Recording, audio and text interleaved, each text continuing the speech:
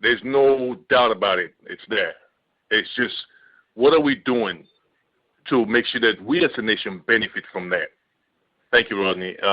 Modupe, what would you say about this? First of all, I'd like to thank you for putting this panel discussion together. I'm really privileged to be on the same panel with such great people like Unice and Mr. Michael. They have both made very strong points. There have been no disagreements that Sierra Leone has one of the best pools of athletic talent in the world. Considering that what we have to start with is so little, yet the amount we achieve by when we have the opportunity, it's just amazing that compared to other countries, what they start with and what we start with, it's amazing the amount we've achieved so far. Of course, it was a great point by Unice that when you compete, you definitely consider competing against the world and don't be satisfied with competing against just local competition, because that's what brings you out to actually compete on the world stage. And that's one of the things which is holding back our athletes back home, because they tend to compete at that local level and don't have opportunities to compete on an international stage. And when they come out to an international stage, either it's too late, they're like a lot older. And also, one important thing is that that foundation. Before you can do any sport, you need to have a strong foundation in strength training, a proper diet, and if you don't have these, there's no way you can build it later on. These are things which really need to be concentrated on, building that base. Sports uniting everybody, that's been recognized worldwide, and there's no doubt that sports is a measure of most countries' progress, and unfortunately, Sierra Leone has shown a measure of no progress as far as,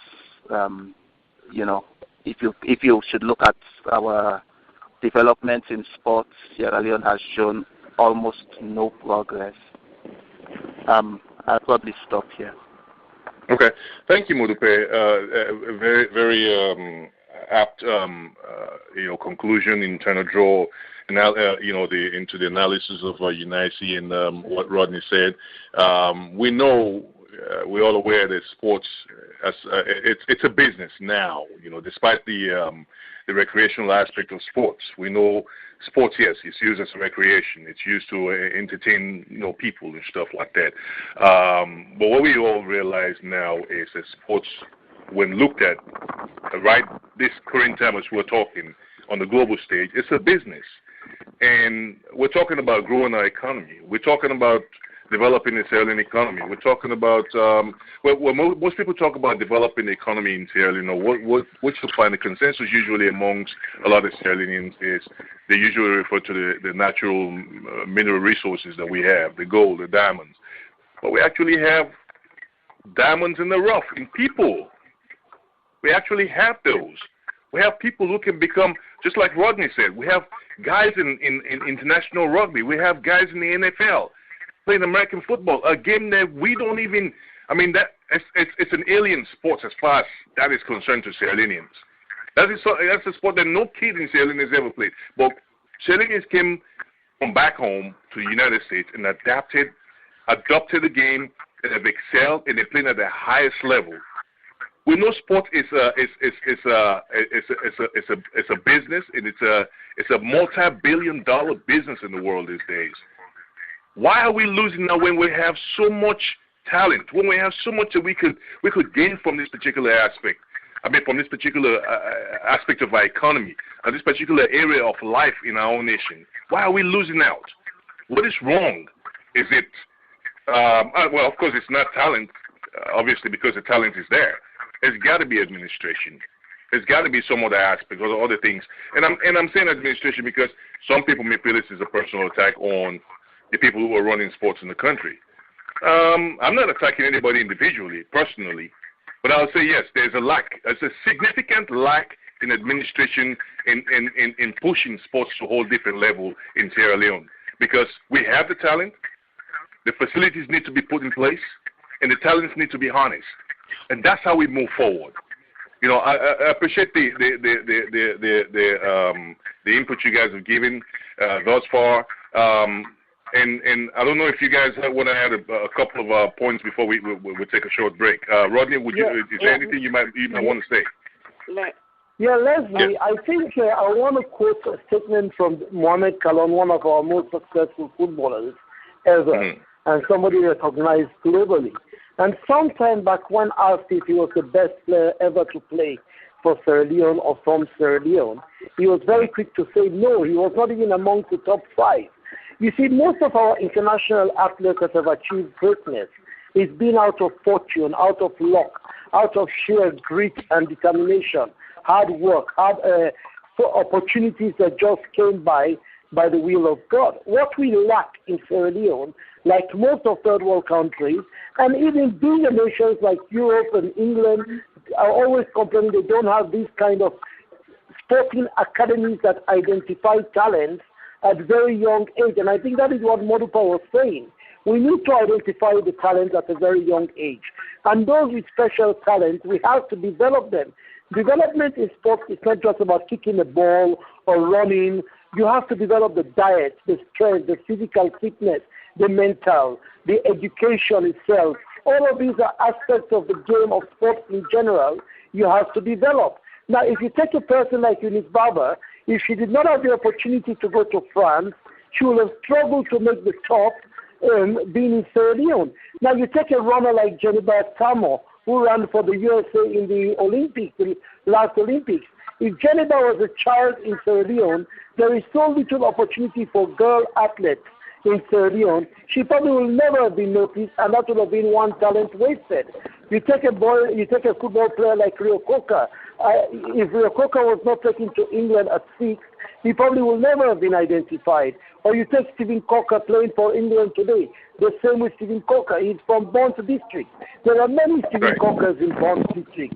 But we need to identify the talents at a very young age, develop them. And I want to give a perfect example.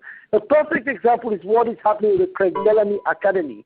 4 years ago, they picked up a group of boys, under 12, developed them. Those boys are now playing top-rated football at under 17 level. And a couple of them have been going to Liverpool, to Cardiff for trials because they have a proper academy structure. And so if we can do that in all sporting disciplines, we have a hope to tap the talents young, develop them like Modupe is saying, give them the opportunity of Eunice Baba and Jenny Batamo and Jabril Wilson and Maddie Williams and all those other athletes that have made it at the international stage. And we can do it locally, but there has to be infrastructural development. There has to be investment in, not only in infrastructure, there has to be investment in their education, in their well-being, in their development, in their health, in everything, every aspect. We have to understand that sport is a business, fine. But first and foremost, it is a moral obligation of every government in the world to give its citizens the option of sports. And that is one of the ways I think we can do it. Let's find them early. Let's develop them early. Let's build the academy early. And let's give them the opportunity. And then we can produce many Eunice Barbers and Modupes and others. Well, thank you so much, Rodney. Eunice, this brings me to you. You have been in the European system. Let me just back you up a little, Leslie. Okay. There is no unity in business. There is no unity in sports. It's pure business. We have to change our perception in today's global economy. There is no unity in anything. You understand? It's business. No, I mean the reference. Hold on. Give me a second. Let me clarify that before you proceed. There is no morality in sports neither. I'm in the business. I'm in the sports business in the international level. I understand that. What I was trying to say is, as far as bringing the people together in the nation, when they root for you, for example, when you're competing, regardless of background, regardless of tribe, they come together to root for you. That's basically what the reference was about. We are going to come together in any way. Right. That's the priority, unity. Mm-hmm. Unity, we have to, we have to learn how to compete without tearing ourselves. Every nations are competing without fear, but we have to learn to compete without tearing ourselves down. Without having fear that this person is from different tribe or this person is from different team on etc. And the thing is that I can really back here because I'm in business. I'm not there for sport or for the sport as African or Mandela is saying. That is to be unity with people who are coming in their country to suck up the nation. That's what Mandela is saying. But the reality is that we have to change our perception, put up private companies, because in Europe we have to understand what Europeans are doing. We have to understand what Chinese are doing. The government is not all responsible for sport activities. I wasn't paid by the government. I wasn't paid fully by the French government. It was private companies. We have to learn to make business. We have to have businessmen who are interested in the global sport economy, which is in medical, physiotherapists, sponsoring, materials, everything. Everything is sports. There's a big business in sports. We have to have people who are interested in doing all this and come together. History, sport is everything. You have Nike. You have medical. Just look at what the others. We'd have to go and find. Oh, it's unity in this, peace and love. No, we have to look what the others are doing. We don't have to try to build anything. We just have to put the same strategy in Africa.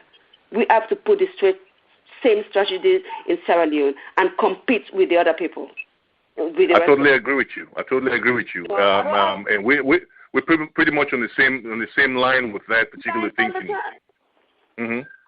Yeah, I agree with you. And the main thing here is, again, going back to the reference of unity, it was not in a sense of, you got to be united with other people around the world in the business of sports. Nah, that's sport. Business in itself can be a cutthroat a game. So the idea, what we're talking about here basically is. Well, the reference that Rodney made to Mandela basically was about, trying to unite the nation because, South Africa is a unique situation. I'm not going to speak for them. When you see the last Olympic of South African team, then you know what's happening. You know what I'm saying? We have to learn as Sierra Leoneans control our own infrastructures. We have to control our own institutions. We have to learn that. We have to be organized. Right. We have to be. I totally understand. I get you. And your points are well taken. Huh? Your points are well taken. Because yes, those are the areas that we need to look at.